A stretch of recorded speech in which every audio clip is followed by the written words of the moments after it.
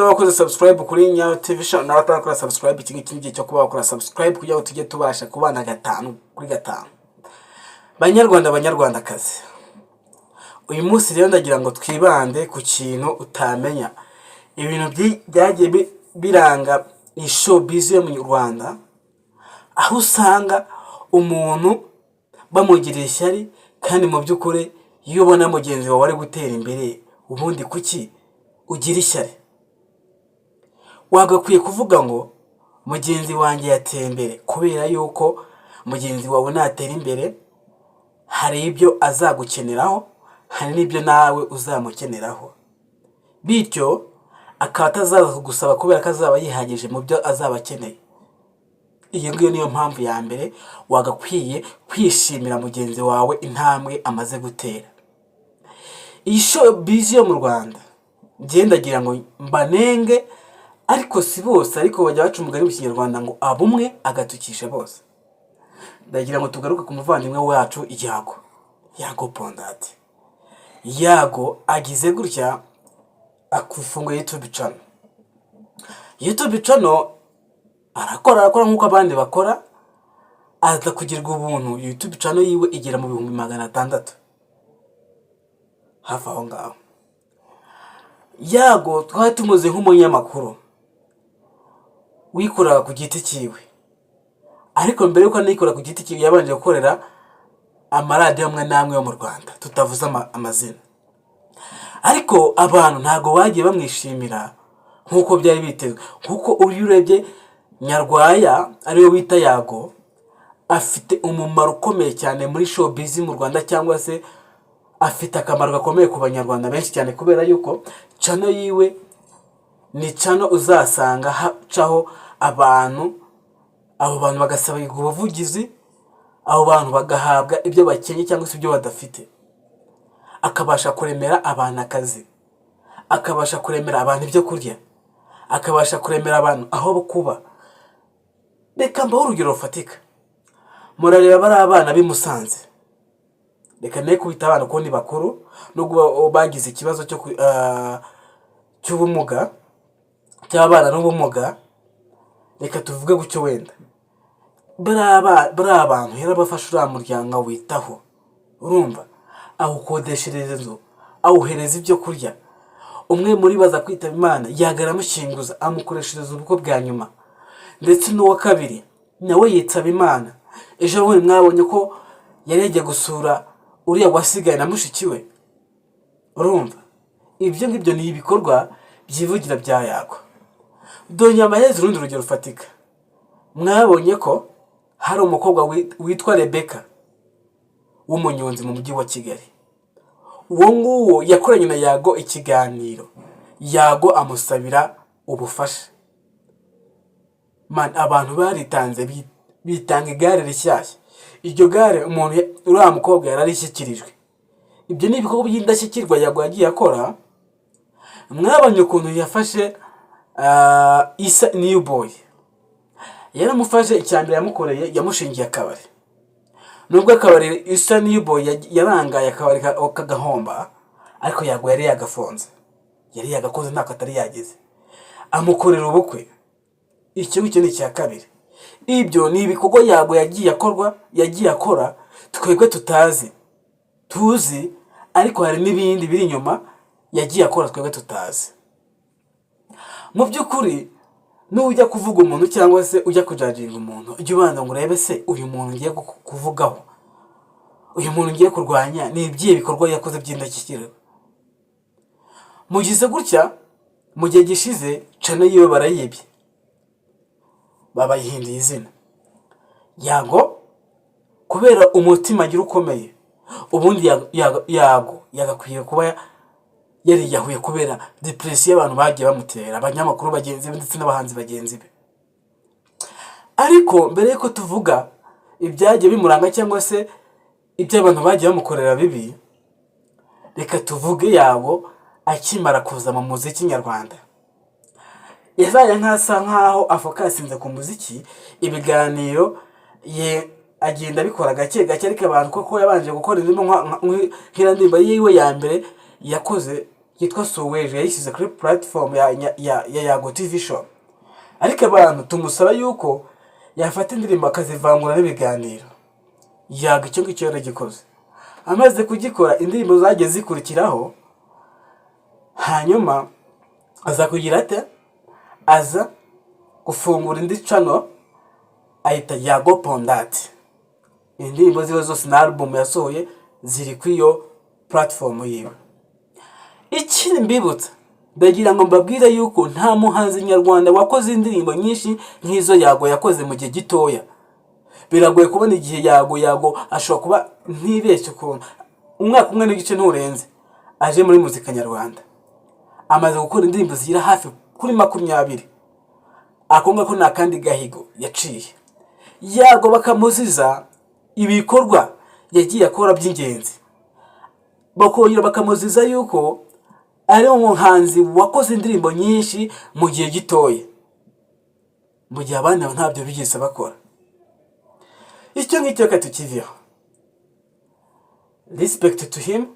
Yago ntacyo atakoze, yakoze ibyo agombaga gukora kandi n'ubu ngubu aracyakora. Nshimira umuryango mugari wa Yago TV show, mukomeza kumuba hafi kandi mukakomeza kumwereka iki urukundo. Nuko rero Yago abantu aje muri mu muziki nyarwanda, abantu batangira kumwiha ngibiki ngo ntagazi kuririmba, ngaza ngara vibra. Niba vibra wowe vibra yihe, wewe vibra yihe? Etse niba avibra nkuko mubivuga, yari gukora Suweje kajya miliyoni zirenga 5. Icyo mukisubiza muri inbox comment.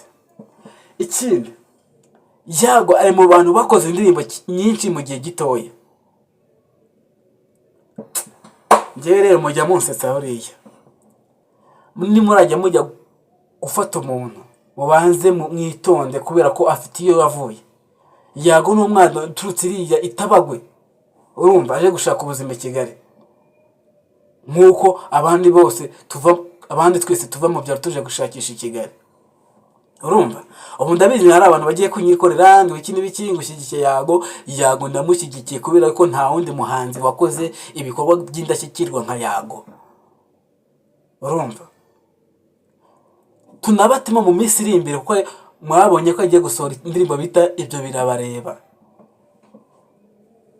kubera ibintu mwagiye mumukorera yahisemo kubakorera indirimbo Ibyo Birabareba. Ibyo mwakora byose birabareba. Boneraho Yago ikintu giye ngusabye, ugomba kwishinganisha mu nzego za leta zibanze kugira ngo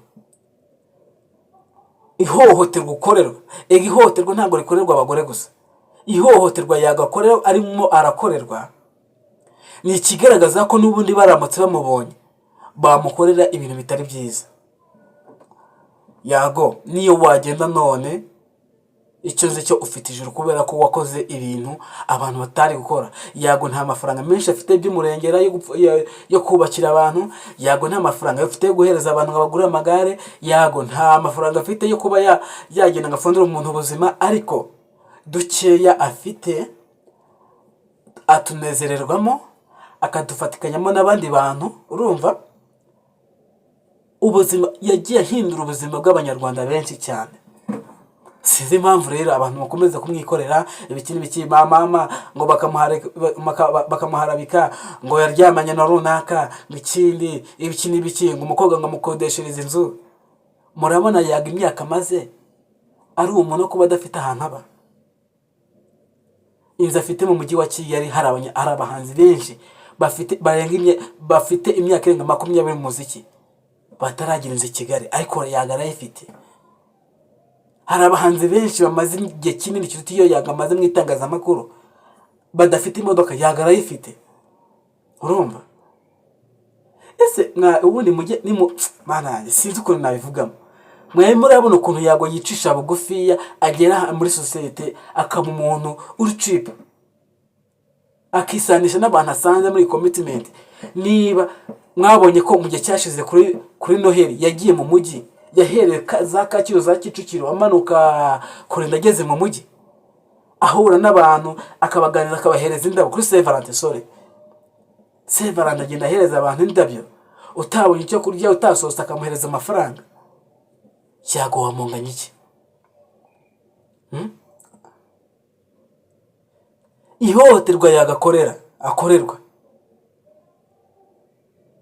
muntu uzi ko wihishe inyuma y'ibya Yago, ufite ibibazo wowe. Uzarinda ukubita agatwe hasi utarafata Yago Pondati. Uzarinda uva kuri iyi si utarafata Yago, kubera ko Yago ni agati katetswe n'Imana, kandi bajya baca umugani ngo agati katetswe n'Imana ntikajya gahukwa n'imiyaga. Ntabwo gahukwa n'ibyo ari byo byose bibonetse. Ariko ni gute ubundi umuntu muzima ubure kureba ikintu cyaguteza imbere ukajya kureba gusenya ibyo umuntu yagezeho? Kuburiya gusenya ibintu umuntu yagezeho ari ikintu gikomeye cyane. Icyambere cyo aba yarakoze ibintu nta muntu agishije inama. Icya kabiri aba yarakoze ibintu kubera ko abyiyumvamo. Icya gatatu aba yarabikoze kubera ko afite uwo mutima wo kubikora. Nawe ushobora kuba ufite umutima wo kubikora, ufite amafaranga yakora ibyo bintu, ariko ukaba udafite uwo mutima. So bivuze ngo rero ntukajajinga umuntu cyangwa ujye gusenya ibyo yagezeho, kubera yuko ibyo yagezeho ntabwo ari wabimugejejeho, ni wowe wabyigejejeho. Yagize ibintu byinshi cyane ahindura muri sosiyete nyarwanda.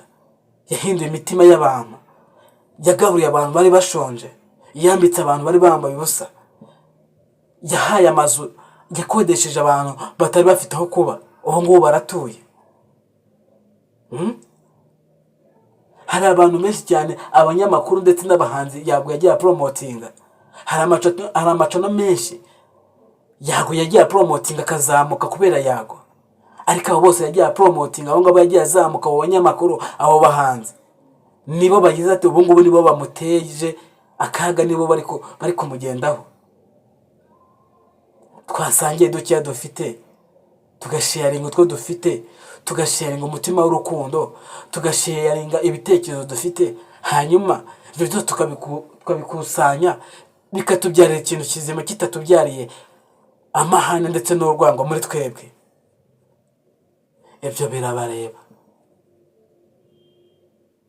Ibyo birabareba kubera yuko imitima yanyu mufite, muzarinda mujya mu nda y'isi mukigenda gutyo. Nudakunda mugenzi wawe uzakunda umuntu wo hanze. Nudakunda umuntu mukorana uzakunda umuntu utazi. Uzakunda abantu utazi wowe. Kamana yanjye, abanyarwanda twabaye koko. Ndabashimiye cyane. Iyi ngiyi ni Nyayo TV show, nababwiye ko ariyo televiziyo muzajya mubonaho ibiganiro bigiye bitandukanye. Niba ari bwo bwa mbere ujoininze kuri channel yanjye, kora subscribe, ushyigikire, wigendere, hanyuma tujye tukomeza kubana 5 kuri 5 nishyiraho video uyirebe, uyisangize bagenzi bawe. Uyikunda uyikunde kubera ko ifite iki yakunguye. Niba n'igitekerezo ujye muri inbox comment utwandikire, hanyuma utubwire ibyo tugomba guhindura muri video zacu. Ikindi, niba ufite ubutumwa watugezaho, twandikire nanone. Ubutumwa ariko mvuga ni bwa butumwa bufite icyo bwahindura muri sosiyete nyarwanda. Ni bya bitekerezo ushaka guhindura mu bantu, ukabaremwa nk'ibitekerezo bizima, pana kubaka nk'ibitekerezo bidafite umumaro. Niba ufite ahantu, niba ufite company ukorera, ikawa bari gutanga mwe kazi, twandikira utubwira ati ese urubyiruko ruri ahangaha rudukurikira rufite akazi twese. Uwo muntu niba tumufitemo tumwohereze aho ngaho agenda ajya gusaba akazi. Nibyo ngibyo dukeneye. Ndabashimiye cyane rero. This is Nyayo TV show, naho butaha.